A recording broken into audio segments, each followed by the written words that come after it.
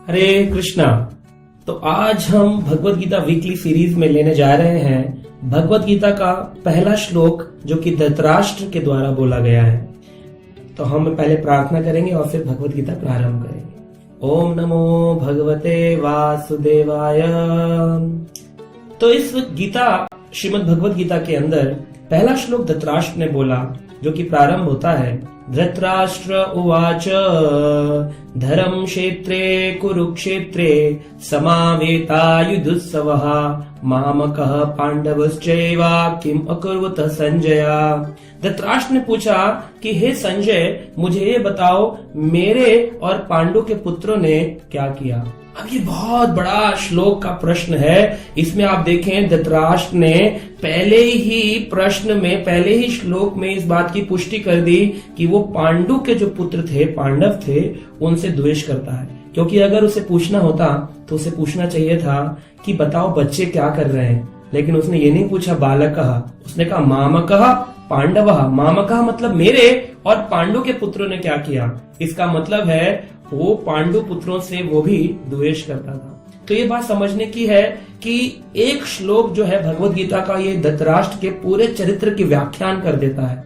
आप देखिए आज भी हमें ऐसे लोग मिलते हैं जो कि भाई भाई आपस में लड़ रहे हैं, फ्रेंड सर्कल में लड़ाई है, परिवारों में लड़ाई है। इसका कारण है क्योंकि हम सब धृतराष्ट्र की तरह द्वेषी हैं। हमारे अंदर द्वेष है अपने ही परिवार के लोगों से, क्योंकि हमारी मेंटेलिटी है क्रैब मेंटेलिटी। क्रैब समझते हैं ना, केकड़ा। केकड़ा जो है अगर वैसी मेंटेलिटी रहेगी तो हम समाज में कैसे सुख की कामना कर सकते हैं। लोग बोलते हैं आजकल राम राज्य नहीं है, सुख नहीं है, हर तरफ स्ट्रेस ही स्ट्रेस है। इसका कारण है क्योंकि हम क्रैब मेंटेलिटी लेके चल रहे हैं। एक बार दिल्ली से एक बहुत बड़े एक्सपोर्टर थे जो कि एक्सपोर्ट कर रहे थे केकड़ों का, क्रैब्स का, और किसी मॉरिशन ऐसी कंट्री में कर रहे थे। तो उनसे आकर कस्टम ऑफिसर ने कहा, देखिए आपके जो कस्टम का जो ये बॉक्स है इसके ऊपर ना लिड नहीं लगा हुआ है। तो जो एक्सपोर्टर था उसने कहा चिंता मत करिए, इसमें से प्रोडक्ट बाहर नहीं निकलेगा, क्योंकि इसके अंदर जो प्रोडक्ट है केकड़ा वो बाहर नहीं आएगा। तो उन्होंने कहा क्यों? कहा देखिए ना, सीढ़ी पे चढ़ करके देखा, लिड तो लगा नहीं था। देखा कि केकड़े किनारे से चलना प्रारंभ करते थे और दूसरे साइड से नीचे से जाकर केकड़ा खींच करके उसको नीचे गिरा देते थे। एक क्रैब मेंटेलिटी है। जो आगे बढ़े उसकी टांग पकड़कर खींच लो, आखिर हम आगे बढ़े ऐसा दूसरा रास्ता हम नहीं खोजेंगे। लेकिन करना क्या चाहिए? जो एक व्यक्ति आगे बढ़ रहा है उसके पीछे पीछे अनुगमन करना चाहिए। अगर वो सही रास्ते पे चल रहा है तो हमें भी उसी सही रास्ते का अनुगमन करना चाहिए। धृतराष्ट्र को चाहिए था कि पांडवों को जो कि कृष्ण का अनुगमन करते थे उनके रास्ते पे चलते, लेकिन उन्होंने ऐसा नहीं किया। उन्होंने अपना ही एक साम्राज्य बना लिया और पांडवों को उससे बेदखल कर दिया और कहा कि अब तुम जाओ, युद्ध करो और जीतो। धृतराष्ट्र इसमें कुछ नहीं कर पाए क्योंकि दुर्योधन बड़ा शक्तिशाली था। इसलिए धृतराष्ट्र पूछ रहे हैं धर्म क्षेत्र कुरुक्षेत्र है। कौन सा क्षेत्र है? धर्म का क्षेत्र, कुरुक्षेत्र। तो ये कुरुक्षेत्र नाम क्यों दिया गया और धर्म क्षेत्र नाम क्यों दिया गया, ये बहुत बड़ी व्याख्यान है। वैसे तो अगर हम गीता पढ़ने जाएं तो इसी श्लोक पर अगले 30 दिन तक हम बोल सकते हैं, लेकिन हम ऐसा करेंगे नहीं क्योंकि फिर आपके लिए समझना थोड़ा मुश्किल होगा। लेकिन हम प्रयास करते हैं सरल भाषा में आपको समझाने का। धर्म क्षेत्र का अर्थ है क्योंकि यहाँ पर भगवान श्री कृष्ण विराजमान थे। भगवान कृष्ण कहते हैं धर्मम तो साक्षात भगवत प्रणीतम। धर्म वो है जो भगवान बनाते हैं। जैसे कॉन्स्टिट्यूशन ऑफ इंडिया को सरकार बनाती है, ऐसी धर्म भगवान के द्वारा बनाया गया। क्योंकि वहां भगवान विराजमान थे इसलिए वो स्थान धर्म का क्षेत्र बन गया था। दूसरा कारण था कि युधिष्ठिर को वहां पर भगवान चाहते थे कि युधिष्ठिर वहां राजा बने, और राजा बनने के बाद में जो दूसरा दुर्योधन है उसका नाश हो जाए। क्योंकि दुर्योधन नेगेटिविटी को दर्शाता है और पांडव जो युधिष्ठिर है ये पॉजिटिविटी को दर्शाते हैं, धर्म, और दूसरी साइड है अधर्म। तो ये धर्म अधर्म की लड़ाई थी जिसे the battle of great India, the Mahabharata कहा गया। तो इस प्रकार से जो ये अधर्म रूपी बीज है, पौधे हैं, इनको समाप्त करके कौन सा बीज आरोपित होने वाला था? धर्म का बीज आरोपित होने वाला था। ये युधिष्ठिर थे, इसलिए युधिष्ठिर को धर्मराज भी कहा गया क्योंकि वो धर्मराज यमराज के अवतार हैं युधिष्ठिर महाराज। तो युधिष्ठिर महाराज को स्थापित करना है इसलिए भी वो धर्म का क्षेत्र बन गया। और तीसरी बात थी कुरुक्षेत्र में राजा जो कुरु थे, पांडवों के पुराने वंशज है कुरु राजा। राजा कुरु ने वहां पर खेती करना चाहा, एक सोने का हल बनाया और उस सोने के हल से खेती करना चाहा धर्म की। और धर्म की जब बीज लगाकर खेती करने प्रारंभ करी तो उसमें धर्म की खेती कैसे कर सकते थे, क्योंकि धर्म का बीज नहीं था। तो उन्होंने तपस्या के बल से, भक्ति के बल से अपने शरीर के अंगों को पूरा पवित्र कर लिया और बाद में एक एक अंग काट के जमीन में डालने लग गए। जब जमीन में डाल रहे थे तो वहां पर बहुत सारे देवता आ गए, बोले हे राजा कुरु, आप ये क्या कर रहे हैं? अपने शरीर के हाथ काट दिए, पैर काट दिए, ऐसा क्यों कर रहे हैं? कहा मेरा शरीर अब धर्म बन चुका है, धर्म वो है जो मैं भगवान का पालन करता हूँ, इसलिए इस धार्मिक शरीर को जब मैं बीज आरोपित करूंगा तो पौधा कौन सा निकलेगा? धर्म का पौधा निकलेगा। तो उन्होंने कहा वाह राजा वाह, भगवान वहां प्रकट हुए विष्णु। उन्होंने कहा बोलो राजा आप चाहते क्या हो? कहा मैं चाहता हूँ आने वाले समय में मेरे ही वंश के लोग आपस में भाई भाई लड़ेंगे, लेकिन जो भी लड़ेंगे मैं उनके लिए अभी प्रार्थना करता हूँ कोई भी नरक में न जाए, सभी को अनंत मुक्ति प्राप्त हो जाए और जो भगवान का भजन करे वो भगवान के धाम में चले जाए। इस प्रकार की कामना करके उन्होंने बीज लगाया था, इसलिए राजा कुरु के नाम से इस जगह का नाम कुरुक्षेत्र पड़ गया, धर्म क्षेत्र पड़ गया। तो पहले श्लोक में इतना सारा ज्ञान छुपा है, इसको पढ़ते रहिए। धर्म क्षेत्र कुरुक्षेत्र क्यों कहा गया है और साथ में हरियाणा क्यों कहा गया है? कुरुक्षेत्र हरियाणा जैसे शहर में है क्योंकि भगवान श्री कृष्ण वहां आए और जब कुरुक्षेत्र का युद्ध जीतवाने के बाद भगवान वापिस चल दिए तो लोगों ने प्रश्न पूछा, हे हरि आप आए, आपके कारण हम ये युद्ध जीत पाए, हे हरि आप आए हैं, दोबारा आना, हरि आना, और अभ्रंश होकर के उस क्षेत्र का नाम हरियाणा पड़ गया। तो आज हमने जाना धर्म क्षेत्र क्यों है, कुरुक्षेत्र क्यों है और हरियाणा क्यों है। आशा है आपको ये समझ में आ रहा होगा। ऐसे ही अगले श्लोकों को श्रृंखला में हम लेते रहेंगे और आप साथ में पढ़ते रहेंगे इस भगवत गीता वीकली सीरीज में। हरे कृष्णा हरे कृष्णा। आज हम श्रीमद् भगवत गीता के प्रथम अध्याय के 2 नंबर श्लोक पर चर्चा करने जा रहे हैं। आइए, श्लोक इस प्रकार से है, संजय उवाच। यहाँ पर धृतराष्ट्र को बैठ करके संजय जो वेदव्यास जी के शिष्य हैं यहाँ पर पूरे महाभारत का हाल सुना रहे हैं। तो भगवत गीता के इस दूसरे नंबर श्लोक को संजय के द्वारा उच्चारित किया गया। संजय कहते हैं, संजय उवाच दृष्ट्वा तु पांडवनीकं व्यूढं दुर्योधनस्ततः आचार्यम उपसंगयम राजा वचनम अब्रवीत। यहाँ पर संजय कहते हैं कि संजय ने कहा, हे राजन, पांडु पुत्रों द्वारा सेना की व्यूरचना को देखकर राजा दुर्योधन अपने गुरु के पास गए और उसने ये शब्द कहे। तो संजय यहाँ पर बता रहे हैं कि आपका पुत्र जो है वो राजा तो है, लेकिन किसके शरण में है?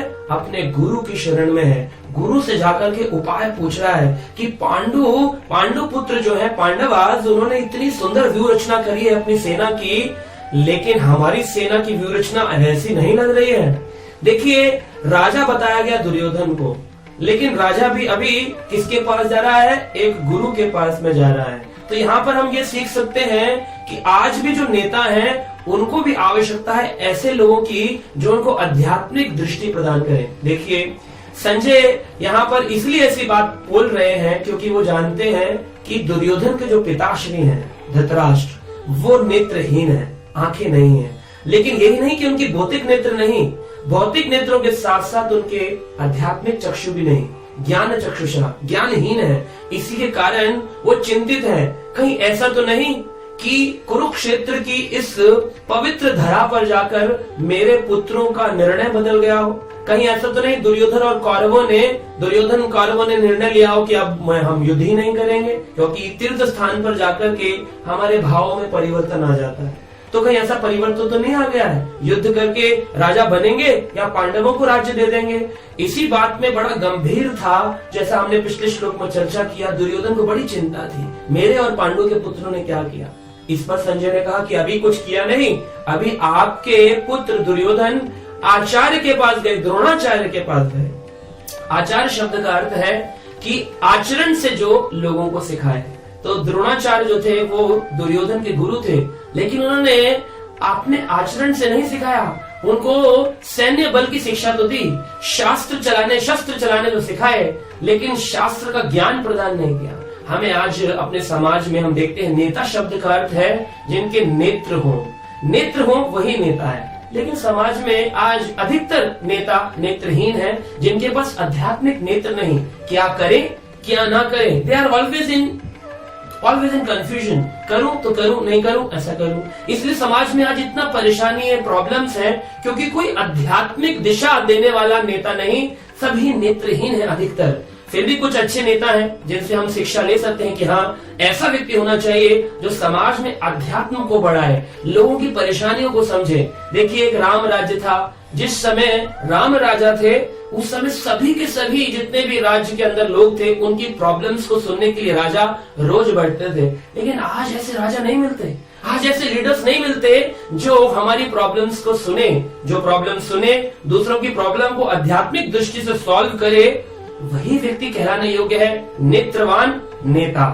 तो हमें ऐसा नेता चाहिए जो कि दुर्योधन के गुरु द्रोणाचार्य जो थे वो आचार्य तो कहला रहे हैं, परंतु वैसे नेता नहीं जो उनको आध्यात्मिक दृष्टि दे और ये कह सके कि नहीं, तुम्हें ये युद्ध नहीं करना है। क्योंकि दुर्योधन बहुत ही ज्यादा गर्वित था, ईगो में था, फुल ऑफ ईगो, और अपने अहंकार में वो किसी की सुनता नहीं था, यहाँ तक कि अपने गुरु का सम्मान नहीं कर रहा था। तो आज हम देखते हैं लोग टीचर्स को इवन स्कूल्स में चाकू मार देते हैं, मर्डर कर देते हैं, टीचर्स के साथ बुरा बर्ताव करते हैं, और अपने आध्यात्मिक गुरु तो आजकल है ही नहीं, और जो है उनकी कोई सुनता नहीं। तो दुर्योधन जैसे राजा नहीं चाहिए, हमें चाहिए ऐसे राजा जो गुरु की सुने, ऐसे राजा जो निर्णय आध्यात्मिक दृष्टि से ले। यही बात संजय यहाँ पर बता रहे हैं। हरे कृष्णा, हरे कृष्णा। तो आज के इस गीता वीकली में आपका स्वागत है। आज हम चर्चा कर रहे हैं भगवत गीता के प्रथम अध्याय के श्लोक संख्या 3 पर। यहाँ पर आज हम चर्चा करेंगे कि दुर्योधन जो था उसका कैरेक्टर इतना नेगेटिव है, इतना नेगेटिव है, इसके ऊपर ये श्लोक इंगित करते हुए कहता है, पश्येतां पांडुपुत्राणाम् आचार्यं महितां च मूं व्यूढां द्रुपदपुत्रेण तव शिष्येण धीमता। धीमता, धीमता का मतलब है अत्यंत बुद्धिमान। अत्यंत बुद्धिमान बताया गया कि हे आचार्यों, पांडु पुत्रों की विशाल सेना को देखें, जिसे आपके बुद्धिमान शिष्य द्रुपद के पुत्र ने इतने शक्तिशाली कौशल से व्यवस्थित किया है। तो यहाँ पर दुर्योधन अपने गुरु को आज्ञा दे रहा है कि ध्यान से देखिए। किसको देखिए? वो देखिए कि जो द्रुपद का पुत्र है, जो पांडव थे, उनकी एक पत्नी थी द्रौपदी। 5 पांडव की एक ही पत्नी है, और वो द्रौपदी जो है वो द्रुपद महाराज की पुत्री है। तो द्रुपद महाराज और द्रोणाचार्य के बीच आपस में कुछ ऐसा वाद विवाद हो गया कि द्रुपद ने सोचा द्रोणाचार्य से बदला तो लेना है। उसके लिए उन्होंने यज्ञ किया, और उस यज्ञ से एक पुत्र उत्पन्न हुआ जिसका नाम था दृष्टद्युम्न। दृष्टद्युम्न जो था वो द्रौपदी का भाई है, और द्रौपदी का भाई होने के नाते वो महाभारत के युद्ध में किसके साथ है? सही कहा, पांडवों के साथ। पांडवों के साथ होने से यहाँ पर उसने ऐसी विरोचना करी, कैसी कि उसको देखकर दुर्योधन पागल हो गया। अब दृष्टद्युम्न जो था उसने शिक्षा किससे ग्रहण करी, ये प्रश्न उठता है। दृष्टद्युम्न को भेजा गया द्रोणाचार्य के पास। देखिए, पहले जमाने में आचार्य गुरु कैसे होते थे। जब दृष्टद्युम्न आया और द्रोणाचार्य के पास बोला कि मैं आज आया हूँ आपसे शिक्षा लेने के लिए, ताकि मैं सैन्य बल की शिक्षा ले सकूं, शस्त्र चलाने सीख सकूं। जब इस प्रकार का प्रश्न लेके आया, जबकि द्रोणाचार्य जानते थे कि ये द्रौपद का पुत्र है और मेरा जो दुश्मन है ये मेरे को मारने के लिए इसने जन्म लिया है, फिर भी द्रोणाचार्य ने बड़ी ही विनम्रता से गुरु होने के नाते उसको शिक्षा दी, उसको शस्त्र बल सिखाया, कैसे सैन्य निरीक्षण करना है, कैसे व्यूह रचना करनी है, सारा ज्ञान दृष्टद्युम्न को प्रदान किया। तो दुर्योधन यहाँ पर बड़े गुस्से में आ गया है, और इसीलिए अपने गुरु से ऐसे वाक्य बोल रहा है, कह रहा है कि देखा आपने क्या कर दिया, उस दृष्टद्युम्न को आपने सिखाया, और सिखा करके आज पांडवों की इतनी सुंदर सेना की व्यूह रचना कर दी है उसने। अब देखो, ध्यान रखना हे आचार्य, अभी ध्यान रखना, कहीं ऐसा ना हो जाए कि आप फिर से, पांडव को भी तो आपने सिखाया, अर्जुन को भी आपने सिखाया, कहीं उनके प्रति विनम्र मत बन जाना। पता चला कि पहले व्यूह रचना में मैं हार गया और अब मैं युद्ध में भी हार गया, तो युद्ध में मैं कदापि न हारूं, ऐसे इंगित करके द्रोणाचार्य के साथ वो शब्दों को कहने लगा। अब देखिए दुर्योधन कैसा है। अपने गुरु से कहा गया है कभी ऊंची आवाज में बात नहीं करनी चाहिए, गुरु के सामने तो मूर्ख बन के रहना चाहिए। आई एम स्टूपिड, मेरे को कुछ ज्ञान नहीं है, जब हम गुरु के सामने अज्ञानता से जाएंगे तभी तो हम कुछ ज्ञान ले सकते हैं। लेकिन अगर गुरु के सामने हम जाएंगे, हम तो बड़े ज्ञानवान हैं, हमें ये मालूम है, हमें वो मालूम है, तो गुरु जी से सीखने योग्य क्या रह जाए? कुछ नहीं। तो इसलिए आज हमें इस श्लोक से शिक्षा लेनी चाहिए कि हम कम से कम दुर्योधन की तरह अहंकारी ना हो, अपने अहंकार को नष्ट करें, गुरु की शरण में जाएं और गुरु के बताए रास्ते पर चलें और गुरु से कभी ऊंची आवाज में बात न करें। गुरु से हमेशा अपने आप को अज्ञानी माने और ये समझें कि गुरु आप कृपा करें, मुझे नेत्र प्रदान करें, ज्ञान प्रदान करें, ताकि मैं आपके बताए रास्ते पर यथारूप चल सकूं। तो दुर्योधन जैसा अहंकारी मत बनिए, अर्जुन जैसा शिष्य बनिए और भगवान के बताए रास्ते पर चलिए। पढ़ते रहिए भगवत गीता, सुनते रहिए गीता वीकली। हरे कृष्ण। हरे कृष्णा।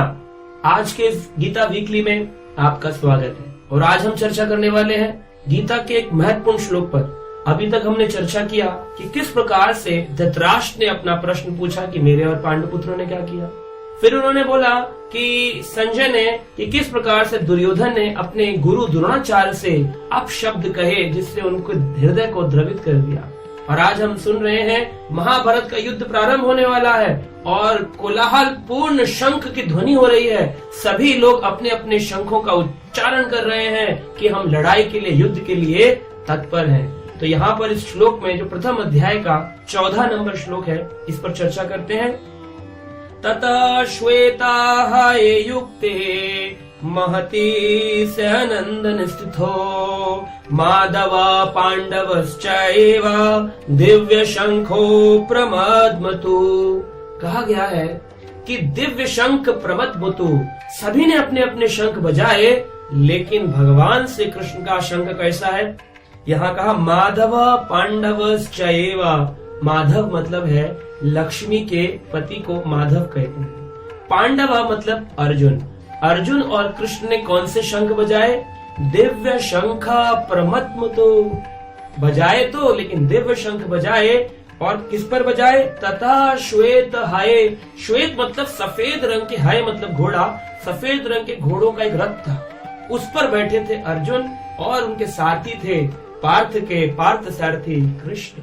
जो ये कृष्ण है, इन्होंने सारथी बनना स्वीकार किया अर्जुन का। और ये जो रथ है, ये अग्निदेव के द्वारा अर्जुन को दिया गया था। अग्निदेव थे, उन्होंने प्रसन्न होकर अर्जुन को इस युद्ध के लिए स्पेशल रथ दिया है जिसमें सफेद हाय मतलब घोड़े।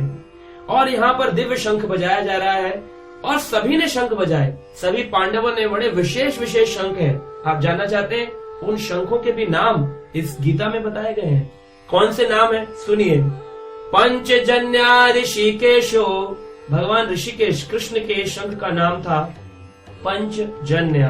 देवदत्ता धनंजया। धनंजय मतलब कि अर्जुन जो थे, उनके इस शंख का नाम है देवदत्त। तो धनंजय ने देवदत्त और भगवान कृष्ण ने पंचजन्य। आगे कहा पांडु ददम महाशंको भीम कर्मावकोदरहा। और यहाँ पर भीम ने पौंड्रक नाम का शंख बजाया और वहीं पर नकुल और सहदेव ने भी अपने अपने शंख बजाए। सुघोष नाम का नकुल का शंख है और मणिपुष्पक नाम का सहदेव का शंख है। तो आपने पांचों शंखों के नाम जाने। 5 पांडवों के पास में दिव्य शंख है। शास्त्र कहते हैं जयस्त पांडु पुत्राणाम तेषाम पक्षः जनार्दनः। इनकी विजय होना तो निश्चित था, इसीलिए इनके शंख दिव्य शंख है। बड़े ही गर्व, जिसको पता हो कि मैं जीत जाने वाला हूँ, वो एक कॉन्फिडेंस में होता है। तो पांडवास कॉन्फिडेंस में है, पांडव कॉन्फिडेंस में है। क्यों? क्योंकि उनके पास येषाम पक्षे जनार्दन।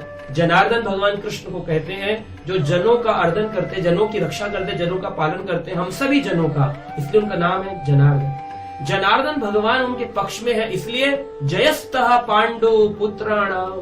पांडु पुत्रों की जय होने वाली है, ये निश्चित था। और इसी दिव्य शंख की कोलाहल पूर्ण ध्वनि सुनकर के दुर्योधन का हृदय घबरा गया, कौरव घबरा गए। जब होता है कभी कभी रिंग में मैच हो और एक व्यक्ति शोर ताकतवर हो और वो जोर से चिल्ला रहा हो आज मैं नहीं छोड़ूंगा, तो सामने वाला शक्तिशाली हो, लेकिन अगर मन का शक्तिशाली नहीं है तो वो घबरा जाएगा। तो ये मन की शक्ति कैसे आती है? मन की शक्ति आती है जिसके पास भगवान श्री कृष्ण है, जिसके पास भगवत गीता है, वो व्यक्ति शक्तिशाली है। वो हमेशा हर विचलित करने वाली परिस्थितियों में कॉन्फिडेंस को मेंटेन करता है, बिकॉज ही नो, वो जानता है मेरे पास कृष्ण है, और जहां कृष्ण है विजय वहीं है। गीता के अंतिम उपदेशों में बताया गया कि अर्जुन थे भक्त और भगवान थे कृष्ण। अर्जुन ने कहा जो कृष्ण कहेंगे वो कहूंगा, और कृष्ण तो है ही भगवान। तो इन दोनों जहां पर भी हो, जहां वैसे भक्त हो, वहीं विजय होती है। इसलिए पांडु पुत्रों की विजय निश्चित थी, और इसी चीज को देख करके, दिव्य शंखों की ध्वनि सुन के दुर्योधन घबरा गया था। तो इसलिए आप भी भगवान कृष्ण पर निर्भर हो, गीता को अपने जीवन का हिस्सा बनाएं, गीता सुने, गीता पढ़ें। भगवत गीता पढ़ने से आपको अपूर्ण शांति मिलेगी और एक स्पेशल सुपर नेचुरल कॉन्फिडेंस मिलेगा, जिससे आप अपने जीवन में जो चाहें वो कर पाएंगे। आशा है आप इस प्रकार देखते रहेंगे गीता वीकली। हरे कृष्णा। हरे कृष्णा, आपका स्वागत है हमारे आज के इस गीता वीकली में। आज हम चर्चा करने वाले हैं भगवत गीता के प्रथम अध्याय के श्लोक संख्या 20 पर। आइए इस श्लोक से आज की इस संख्या को प्रारंभ करते हैं। कहा गया है, अतः व्यवस्थान दृष्ट्वा धृतराष्ट्रान् कपिध्वजः प्रवर्ते शास्त्र संपाते धनुर्धम्य पांडवः ऋषिकेशं तदा वाक्यम् इदम् आहा महीपते। हे राजन, उस समय जब अब दुर्योधन ने सामने अपनी व्यू रचना सेना इकट्ठी कर दी, उस समय अर्जुन ने भगवान श्री कृष्ण के साथ उस अग्निदेव के द्वारा उस रथ पे आरूढ़ होकर के, जिस पर पताका थी किसकी? कपि ध्वज। कपि मतलब हनुमान को कहा गया, जिसकी पताका पर हनुमान अंकित थे, तो हनुमान जी को कपि कहा गया, कपि ध्वज। आप सोचेंगे हनुमान तो त्रेता युग में थे ना, ये हनुमान द्वापर युग में क्या कर रहे हैं? ऐसा प्रश्न कई लोगों के मन में आता है कि ध्वजा पर हनुमान क्यों थे? क्योंकि अर्जुन तो कृष्ण के भक्त हैं, तो फिर ये हनुमान को क्यों रखा था उन्होंने? तो इसकी एक बहुत सुंदर कथा है, हम आपको बताते हैं। एक बार जब इस युद्ध का प्रारंभ होने ही वाला था, उस समय अर्जुन बड़े ही विफल होकर के अपने गांडीव पर बहुत ही शक्तिशाली गर्वित होकर के जंगलों में विचरण कर रहे थे। और जंगलों में विचरण करते वक्त अर्जुन ने देखा कि एक बहुत शक्तिशाली वानर वहां बैठा हुआ है, और उस वानर से पूछा कि कौन हो? वानर ने कहा मैं हनुमान हूं, क्योंकि हनुमान चिरंजीवी हैं। भगवान राम जब अपने साकेत धाम को गए त्रेता युग में समाप्त होने पर, तो सभी लोगों को अपने साथ लेके गए, लेकिन उसमें से कुछ लोग थे जिन्होंने कहा प्रभु हम इसी धरा धाम पर रहना चाहते हैं। उनमें से हनुमान और विभीषण भी हैं। सप्त चिरंजीवियों में आते हैं हनुमान और साथ में आते हैं विभीषण। और भी लोग हैं जैसे बलि महाराज, परशुराम, कृपाचार्य, जिन लोगों ने चिरंजीवी, अश्वत्थामा, ये सब चिरंजीवी हैं, सप्त चिरंजीवी। तो ये जो 7 चिरंजीवी हैं जो कि इस पूरे कलयुग में भी रहने वाले हैं, उनमें से एक है हनुमान, जो त्रेता युग के बाद पूरे द्वापर में भी रहे। वेदव्यास भी है, तो ये के साथ जो है ये द्वापर में भी रहे। तो हनुमान द्वापर में बैठे थे, लेकिन वृद्ध हो चुके हैं, बूढ़े हैं, और सामने से देखा अर्जुन आ रहे हैं। अर्जुन से बोला तुम कौन? अर्जुन ने अपना इंट्रोडक्शन दिया, बोले मैं अर्जुन, भगवान श्री कृष्ण का भक्त, महाभारत युद्ध लड़ने की तैयारी कर रहे हैं। कहा अच्छा, और मैं हनुमान श्री राम का भक्त। तो यहाँ पर एक प्रतिस्पर्धा चालू हो गई, एक कंपटीशन हो गया, चाहे शिक्षा के लिए ही था, पर एक बहुत सुंदर कंपटीशन हुआ। अर्जुन ने कहा ओ हो, आप ही हैं वो राम के भक्त हनुमान, जिन्होंने पत्थर फेंक फेंक कर पुल बनाया था रामेश्वरम से श्रीलंका तक, पूरा श्वेत बंद रामेश्वरम, श्वेत एक सेतु बांधा था, पुल बनाया। कहा हाँ हम ही है, हमने ही बड़े बड़े पत्थरों को हिमालय से ला करके फेंका और उससे एक बहुत लंबा पुल बनाया, जिसपे प्रभु राम, लक्ष्मण, भरत और साथ में सुग्रीव आदि सभी वानर सेना उस पुल से होकर के गई। अच्छा, ओहो, मतलब आप वो कमजोर वाले हनुमान का तो एकदम चेहरा उतर गया। बोले अरे आपने मुझे कमजोर कह दिया, मतलब तुम क्या शक्तिशाली हो? अर्जुन कहते हैं अगर मैं होता ना उस समय, तो एक तीर मारता और पूरा का पूरा श्रीलंका तक पुल बना देता। आपने कितनी मेहनत करी, कितने लोगों का समय खराब किया। अरे प्रभु राम की सेवा करनी थी, तुरंत एक तीर मार कर के पुल बांध देता मैं वहां पर। हनुमान हंसने लगे। हनुमान ने कहा अर्जुन, वहां पर तुम्हारी तरह के कमजोर लोग नहीं थे, हल्के छोटे लोग नहीं थे, मेरी तरह बलशाली वानर थे, और एक नहीं 100 करोड़ महाशंखु, वहां पर 100 करोड़ महाओघा, ऐसे वानर थे, करोड़ों करोड़ों वानर थे। तुम्हारे इस पुल को 2 मिनट में टूट जाता, सब पानी में डूब जाते।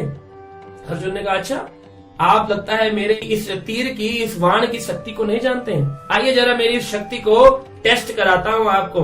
हनुमान ने कहा हाँ कराइए कराइए। तो तुरंत ही अर्जुन ने एक तीर उठाया, बाण पर चढ़ाया और सिक करके छोड़ दिया। एक पेड़ से दूसरे पेड़ तक एक लंबा पुल बांध दिया। बोले हनुमान जी आइए आइए इस पुल पर चढ़िए। हनुमान जी बोले अच्छा इस पुल को तोड़ना है, अभी 2 मिनट में तोड़ देता हूँ। उस पर चढ़े और बोला जय श्री राम, और पुल धराशायी हो गया, टुकड़े टुकड़े हो गए। अब तो अर्जुन का चेहरा उतर गया। अर्जुन बोले ये क्या हो गया, मैं तो अभी महाभारत का युद्ध लड़ने जा रहा हूँ, तैयारी कर रहा हूँ, और ये क्या देखता हूँ कि मेरा पुल हनुमान के एक पैर से टूट गया, इसका मतलब मैं हार जाऊंगा। तो उन्होंने कहा लगता है इस समय मुझसे कोई गड़बड़ हुई है। तो अर्जुन भगवान को भूल गए थे। अर्जुन ने भगवान का स्मरण किया और कहा हे कृष्ण रक्षमाम रक्षमाम, में रक्षा करिए, हे वासुदेव, हे गोविंदा। उन्होंने पुकारा। जैसे ही पुकारा और फिर दोबारा से एक तीर चलाया। बोले हनुमान जी अब की बार इसे तोड़ करके दिखाइए। अभी हनुमान जी बोले हाँ पहले जब तोड़ दिया तो ये तो टूट ही जाएगा। हनुमान जी उस पर चढ़ गए और जोर लगाने लगे, लेकिन पुल टूटा नहीं। हनुमान बोले पहले तो टूट गया था, अभी क्यों नहीं टूटता। तो हनुमान जी ने आजू बाजू देखा, कुछ लग तो नहीं रहा कि कुछ विचित्र हुआ है, पहले ही जैसी ही परिस्थिति है, पहले ही जैसा पुल है, पर अब टूट क्यों नहीं रहा। जब नीचे झुक करके देखा तो क्या पाते हैं, प्रभु श्री कृष्ण अपने भक्त की रक्षा करने के लिए अपने दोनों हाथों को फैलाए उस पुल को अपने कंधे पे लिए खड़े थे और कह रहे थे कि भक्त का मान मैं टलने नहीं दूंगा, भक्त को बचाकर रहूंगा, भक्त की रक्षा करूंगा। भगवान अपने भक्त के मान की रक्षा करते हैं।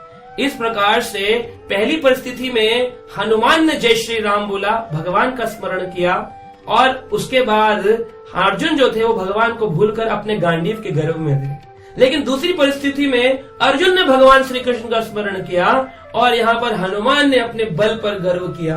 दोनों ही जब अपने अपने बल पर गर्व करने लगे विफल हुए, लेकिन जब दोनों ने ही भगवान पर निर्भर हुए दोनों सफल हुए। अब आपको देखना है भगवान पर निर्भर होकर सफल होना है या भगवान को भूल करके विफल होना है। हम हमेशा विफल होते हैं परिस्थिति में। जब इस प्रकार हनुमान जी ने देखा कि कृष्ण ने अपने भक्त की रक्षा करने के लिए अपने कंधे पर उस पुल को उठा लिया, भगवान से उन्होंने आकर के प्रणाम किया और कहा मुझसे बड़ी भूल हो गई प्रभु, जो मैं आपके इस कंधों पर चढ़ गया। भगवान कृष्ण ने कहा आप हनुमान हैं, मेरे राम रूप में आप मेरे साथ सेवक रहते हैं, तो आप एक काम करिए, अर्जुन को आप कृपा करें, बड़े भाई होने के नाते आशीर्वाद दें। तो हनुमान ने कहा प्रभु श्री कृष्ण मैं वादा करता हूँ कि इस पूरे महाभारत के युद्ध में भले ही कुछ ना करूं, लेकिन प्रार्थनाओं की शक्ति, मेरा बल, मेरी शक्ति अर्जुन के रथ पर आरूढ़ रहेंगे। तो ये जो कपि ध्वज है इसमें हनुमान जी विराजमान है कि अर्जुन को जितवाने में हनुमान जी भी अपने बल और अपनी प्रार्थनाओं का प्रयोग करने वाले हैं। तो इस श्लोक से हमें समझ में आता है कि जब हमारे पास भगवान होंगे, जब हमारे पास गीता का ज्ञान होगा, जब हमारे पास बहुत सारे भक्तों की कृपा होगी, तो हम जीवन में कभी विफल नहीं होंगे, हमेशा सफल होंगे। इसलिए पढ़ते रहिए गीता और सुनते रहिए गीता वीकली। हरे कृष्णा।